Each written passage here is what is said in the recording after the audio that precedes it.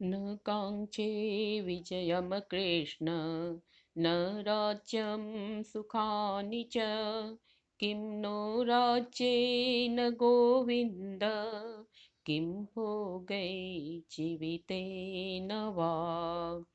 नमस्कार। युद्ध में अपने स्वजनों को मारने के परिणाम को बताकर अब अर्जुन कहते हैं, हे कृष्ण, मैं न तो विजय चाहता हूँ और न राज्य तथा सुखों को ही। हे गोविंद, हम युद्ध क्यों करें और क्यों अपने ही प्रियजन को मारें? क्या होगा ऐसे राज्य और भोगों से? मेरी समझ में तो इनको मारकर जीने में भी कोई लाभ नहीं है। अब अगले श्लोक की ओर हम बढ़ते हैं। ये सामर्थे काङ्क्षितमनो राज्यं भोगः सुखानि च त इमे अवस्थिता युद्धे प्राणान् त्यक्त्वा धनानि च। अब अर्जुन कहते हैं, हम जिनके लिए इन राज्य आदि सुखों की कामना करते हैं वे ही युद्ध में प्राण त्यागने के लिए तैयार हैं। अगर युद्ध में ये सभी मारे गए तो फिर राज्य भोग और सुख किस काम का? शब्दों के अर्थ समझ लेते हैं। ये शाम ऑफ हुम, अर्थे प्रयोजन, फॉर सेक नो हमारे द्वारा, बाय अस। अब श्लोक संख्या 34। आचार्याः पितरः पुत्राः तथैव च पितामहा मातुलाः स्वसुराः पौत्राः शाला संबंधिनस्तथा। युद्ध का अनौचित्य बतलाकर अब अर्जुन युद्ध में आए स्वजनों का परिचय देते हैं।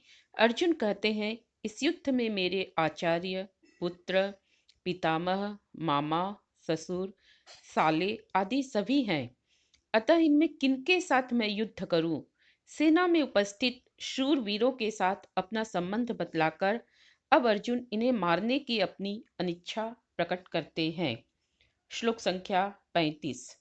एतन्न हन्तुमिच्छामि घन्तोऽपि मधुसूदन अपि त्रैलोक्यराज्यस्य हेतो किं नु मही कृते। अर्जुन कहते हैं, हे मधुसूदन, अगर मुझे तीनों लोगों का राज्य भी मिल जाए तो मैं इन्हें मारना नहीं चाहूंगा। फिर पृथ्वी के अन्य सुखों की तो बात ही क्या। शब्दों के अर्थ समझ लेते हैं। एतान इन सबको, ऑल ऑफ दीज, न नहीं, हंतुम मारना, घंतः मारने पर, ऑन किलिंग, त्रैलोक्य तीन लोकों का राज्य, किंगडम ऑफ थ्री लोकास, हेतो लिए, फॉर, नु किम तो कहना ही क्या, व्हाट टू से, महिकृते पृथ्वी के लिए। यहाँ हम जान लेते हैं तीन लोक क्या है। पाताल लोक, भूलोक, स्वर्गलोक। पाताल लोक, यहाँ राजा बलि का राज है। विष्णु भगवान ने उन्हें यहाँ रहने का वरदान दिया था। यहाँ दैत्य, दानव, यक्ष और नाग जातियां वास करती है। भूलोक, इसे पृथ्वी लोक कहते हैं, जहाँ मनुष्य, जीव, जंतु वास करते हैं। स्वर्गलोक, यह पृथ्वी से ऊपर का लोक है। यहाँ देवताओं के राजा इंद्र, सूर्यदेव, चंद्रदेव, पवनदेव, अग्नि, वरुण, गुरु बृहस्पति, अप्सराएं आदि निवास करते हैं। श्लोक संख्या 36 की ओर हम आगे बढ़ते हैं।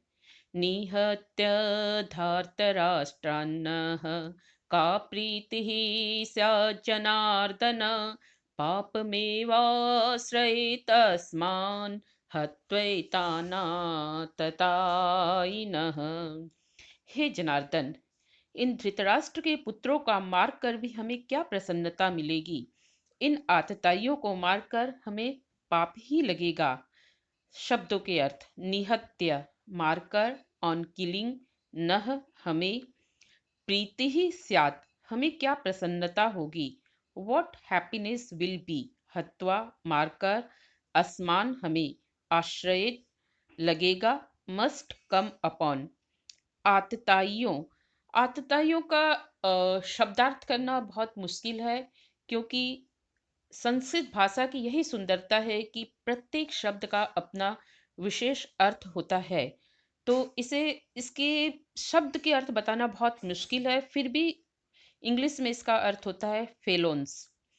यहाँ हम थोड़ा आतताई शब्द को ठीक तरह से समझ लेते हैं और दुर्योधन को आतताई क्यों कहा गया है जान लेते हैं।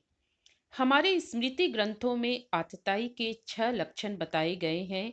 आग लगाने वाला, विष देने वाला, हाथ में शस्त्र लेकर मारने को उद्यत, धन हरण करने वाला, जमीन छीनने वाला तथा स्त्री का हरण करने वाला।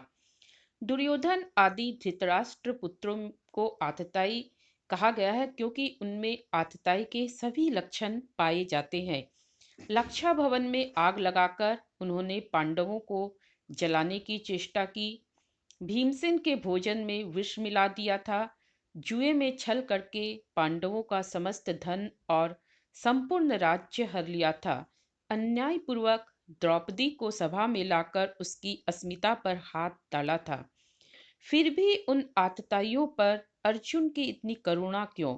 अर्जुन कोमल हृदय है और धर्म भीरु भी। कौरवों ने इतने अन्याय किए, फिर भी अर्जुन को लगता है जो अपने कुल का नाश करता है वह सबसे बड़ा पापी है।